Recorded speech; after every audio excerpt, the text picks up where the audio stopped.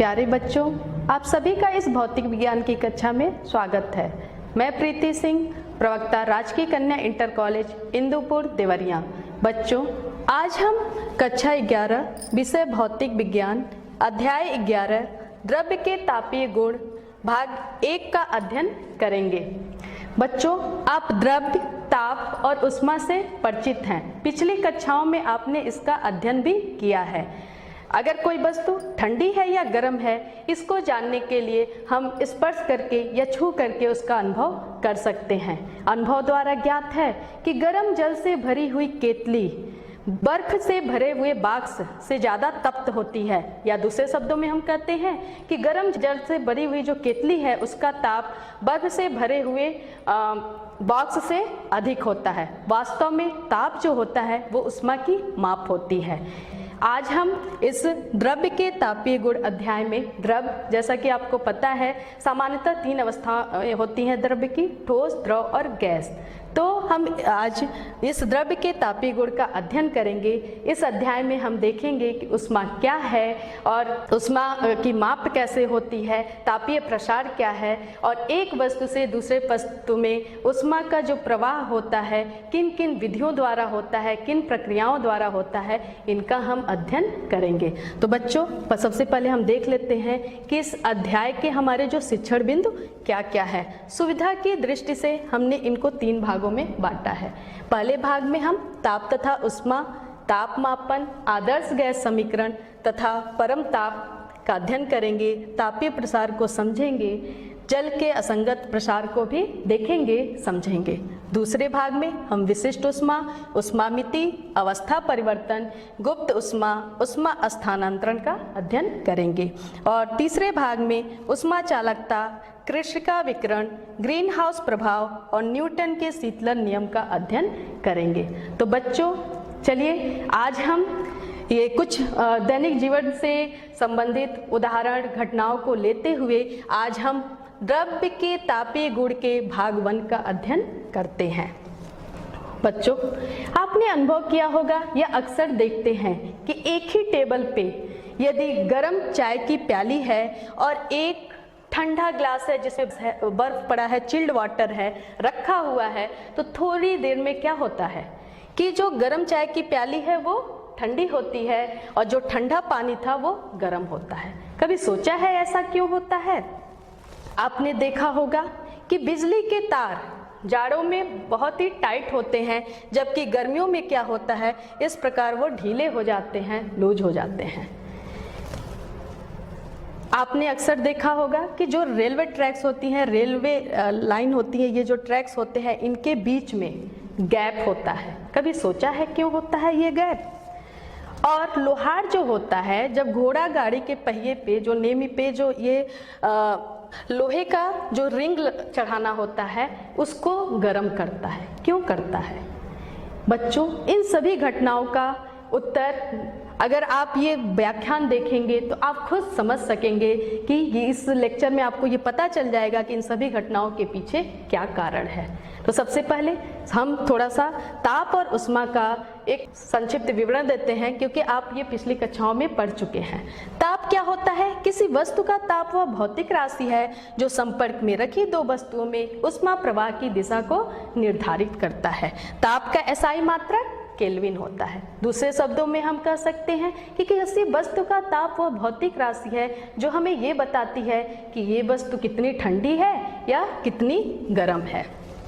जैसे कि कोई वस्तु ये A है और ये वस्तु B है। अगर हम स्पर्श करते हैं और B के कंपैरिजन में A गर्म लगता है तो हम कहते हैं A का ताप जो B के कंपैरेटिवली ज़्यादा होगा। बच्चों, अब हम आते हैं ऊष्मा। ऊष्मा क्या होता है? ऊष्मा ऊर्जा का एक रूप है जिसका स्थानांतरण 2 अथवा अधिक निकायों या ये कह लें एक निकाय और उसके परिवेश के बीच ताप में अंतर के कारण होता है। और ये स्थानांतरण तब तक होता है जब तक कि दोनों निकायों या दोनों वस्तुओं या निकाय और परिवेश का ताप समान ना हो जाए। जैसे कि हमने एग्जाम्पल दिया था कि गर्म चाय की प्याली जब टेबल पे रखी होती है थोड़ी देर बाद ठंडी हो जाती है, क्योंकि उस समय ऊष्मा गर्म चाय से जो उसका परिवेश है वहाँ पे स्थानांतरित होती है, और ठंडे ग्लास के केस में, ठंडे पानी जल के केस में ऊष्मा जो होता है परिवेश से इस ठंडे पानी में आती है, और ये तब तक स्थानांतरण होता है जब तक कि ताप एक समान न हो जाए। इसे हम कहते हैं कि दोनों वस्तुएं, दोनों निकाय तापीय साम्य में हैं। तो इस प्रकार हम ये भी कह सकते हैं कि ताप वह भौतिक गुण है जो ये बताता है कि कोई वस्तु किसी दूसरे वस्तु के साथ तापीय साम्य में है अथवा नहीं। बच्चों, अब हमारा जो नेक्स्ट टॉपिक है ताप का मापन, कि कोई वस्तु कितनी गर्म है, कितनी ठंडी है, वो आप कैसे बताएंगे, उसको कैसे जानेंगे कि ये कितना ठंडा है और कितना गर्म है। तो उसके लिए हम टेम्परेचर मेजरमेंट करते हैं, और जैसा कि आपको पता है कि मापने के लिए एक पैमाने की आवश्यकता होती है, तो ताप के मापन के लिए भी एक पैमाने की आवश्यकता होती है। इस पैमाने पर दो प्रमाणिक बिंदु इस प्रकार लिए जाते हैं कि जो स्थिर हो तथा जिन्हें किसी भी समय प्राप्त किया जा सकता है। तो अभी प्रचलित पैमानों में ये स्थिर बिंदु होते हैं मानक दाब पर जमते हुए शुद्ध का जल का ताप, जिसे हम हिमांक बिंदु कहते हैं, और मानक दाब पर उबलते हुए शुद्ध जल का ताप या भाप बिंदु। तो इन दोनों पॉइंट को लेकर कुछ तापमापी बनाए गए जिससे कि ताप का मेजरमेंट किया जाता है। जो आजकल प्रचलित पैमाने हैं, सेल्सियस मापक्रम है, फ़ारेनहाइट मापक्रम है और केल्विन मापक्रम या केल्विन पैमाना है। तो सबसे पहले हम बात करते हैं सेल्सियस मापक्रम का। इस पैमाने का आविष्कार सेल्सियस ने सन 1710 ईस्वी में किया था। इस पैमाने पे जो हिमांक बिंदु होता है वो 0 डिग्री सेल्सियस होता है, और जो भाप बिंदु या क्वथनांक होता है वो 100 डिग्री सेल्सियस होता है, और उन दोनों बिंदु के बीच के अंतराल को 100 बराबर भागों में बांटा जाता है, और इस प्रकार जो एक भाग होंगे वो 1 डिग्री सेल्सियस को दर्शाते हैं। इसी प्रकार जो फ़ारेनहाइट पैमाना है उसमें हिमांक बिंदु 32 डिग्री फ़ारेनहाइट होता है, और भाप बिंदु 212 डिग्री फ़ारेनहाइट होता है, और इनके बीच के अंतरालों को 180 भागों में बांटा जाता है, और एक भाग 1 फ़ारेनहाइट बताता है। केल्विन पैमाने में क्या होता है, जो हिमांक होता है वो 273.15 केल्विन होता है, और भाप बिंदु होता है 373.15 केल्विन, और इनके बीच के भी अंतरालों को 100 बराबर भागों में बांटा जाता है, और एक जो भाग होता है वो 1 केल्विन को दर्शाता है, 1 केल्विन बताता है। बच्चों ध्यान दीजिएगा कि केल्विन में हम डिग्री नहीं लगाते, जैसे हम डिग्री केल्विन नहीं बोलते, जैसे डिग्री सेल्सियस बात कर रहे हैं, डिग्री फ़ारेनहाइट बात कर रहे हैं, केल्विन में हम केवल केल्विन बोलते हैं। बच्चों, इस केल्विन पैमाने पर जो भी टेम्परेचर मेजरमेंट होता है उसे परम ताप कहते हैं, और इसमें जो रिलेशन होता है, तो अगर आप यहाँ से देखें कि अगर कोई ये सेल्सियस में लेते हैं तो उसको टी से डिनोट करते हैं, फ़ारेनहाइट में TF, और केल्विन पैमाने पर अगर टेम्परेचर है उससे T से डिनोट करते हैं, और हमें ये रिलेशन प्राप्त होता है Tc/100 = TF - 32/180 = T - 273.15 / 100। यहाँ से अगर देखें TC और TF T में, अर्थात सेल्सियस और केल्विन पैमाने में रिलेशन आप देखेंगे तो TC = हो जाएगा T - 273.15। बच्चों, हमने अभी तक देखा जो द्रव तापमापी थे, कांच में द्रव तापमापी के प्रसार गुणों के कारण क्या होता था कि जो नियत बिंदुओं से जो भिन्न जो ताप होते थे उनके पाठ्यांक अलग अलग द्रव के लिए अलग अलग आते हैं। लेकिन जब हम आदर्श गैस प्रयोग करते हैं तापमापी में, तो जो सभी बिंदुओं पे जो ताप समान आते थे। आदर्श गैस ऐसी गैस होती है जिसके मॉलिक्यूल्स बहुत ही छोटे छोटे होते हैं, और जिनके बीच जो आकर्षण बल होता है वो शून्य होता है, या यह कह लें कि उनके अणुओं के बीच कोई आकर्षण बल नहीं होता है, और ये किसी भी ताप दाब की किसी भी अवस्था में ये बायल्स तथा चार्ल्स के नियमों का पालन करते हैं। तो बच्चों, बायल्स और चार्ल्स के नियम क्या है उसको एक बार देख लीजिए। बायल्स का नियम क्या है, इस नियम के अनुसार नियत ताप पर किसी गैस के निश्चित द्रव्यमान पर लगा दाब P उसके आयतन V के व्युत्क्रमानुपाती होता है। ये कह लें कि PV = कांस्टेंट। जैसे कि इस पे प्रेशर लगाया गया है, जैसे ही अगर हम दूना कर देंगे, P अगर डबल हो जाएगा तो V क्या हो जाएगा, अपने प्रारंभिक अवस्था का जस्ट हाफ हो जाएगा। अगर और भी उसको प्रेशर करें, लगाते जाएं, प्रेशर बढ़ाएंगे तो वॉल्यूम कम होगा। और इस तरह P और V में कुछ इस प्रकार का ग्राफ दिख रहा है। आप देखिए, जैसे जैसे यहाँ पे प्रेशर जब अधिक है तो वॉल्यूम क्या होता जा रहा है, कम होता जा रहा है।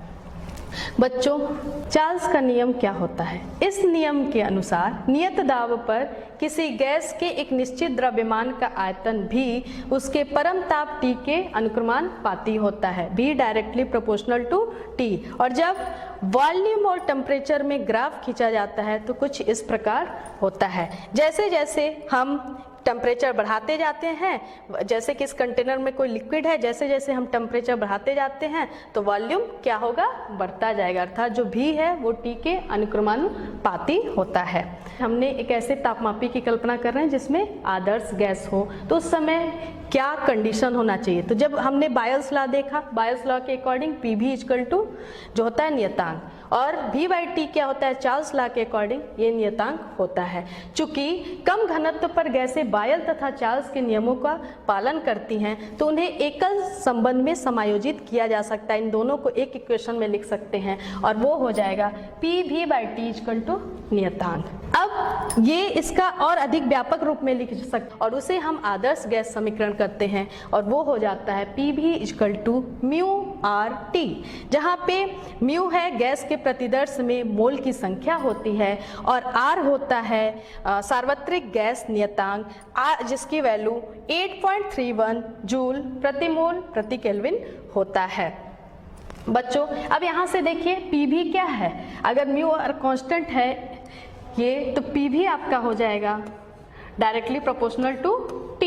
और ये संबंध ये शो करता है प्रेशर और जो आयतन का गुणनफल है वो टेम्परेचर के अनुक्रमानुपाती है। तो ये तापमापी में गैसों की उपस्थिति को ये बताता है कि गैस का प्रयोग किया जा सकता है, किया जाता है। तो PV जो होता है डायरेक्टली प्रोपोर्शनल टू T है। अगर हम नियत आयतन पर एक तापमापी की बात करते हैं तो अगर आयतन नियत हो जाता है तो P क्या हो जाएगा, डायरेक्टली प्रोपोर्शनल टू T। और इस प्रकार जो अगर हम P और T में एक ग्राफ प्लॉट करें तो कुछ एक स्ट्रेट लाइन मिलता है जिसका स्लोप होगा वो हो जाएगा μR/V। और अगर इस लाइन को ऐसे अगर आप पीछे मिलाइए तो ये इस बिंदु पे यहाँ पे मिलता है, ताप अक्ष पे एक बिंदु पे मिलता है जहाँ पे प्रेशर क्या है, 0 है। यहाँ पे जो ताप है, इस ताप जो कि -273.15 डिग्री सेल्सियस है, इसको परम शून्य ताप कहते हैं, अब्सोल्यूट जीरो टेम्परेचर बोलते हैं। और यह केल्विन पैमाने का एक आधार भी है जहाँ पे यहाँ पे केल्विन में ये 0 केल्विन हो जाएगा। इसी प्रकार हम विभिन्न गैसों A, B, C आदर्श गैसों के लिए अगर प्रेशर और टेम्परेचर में हम ग्राफ प्लॉट करते हैं तो सभी गैसें जो होती हैं -273.15 डिग्री सेल्सियस पे क्या हो जाएगा, वहाँ पे प्रेशर गैसों पे अगर वो गैसी अवस्था में ही बनी रहेंगी तो वो 0 होगा। तो ये था कि किस प्रकार प्रेशर और टेम्परेचर में जो वेरिएशन होता है उसको ये ग्राफ शो करता है। और इस ताप को जो -273.15 डिग्री सेल्सियस है जो कि 0 केल्विन है, इसको परम शून्य ताप कहते हैं और यह न्यूनतम संभव ताप है, इससे नीचे कोई ताप संभव नहीं है।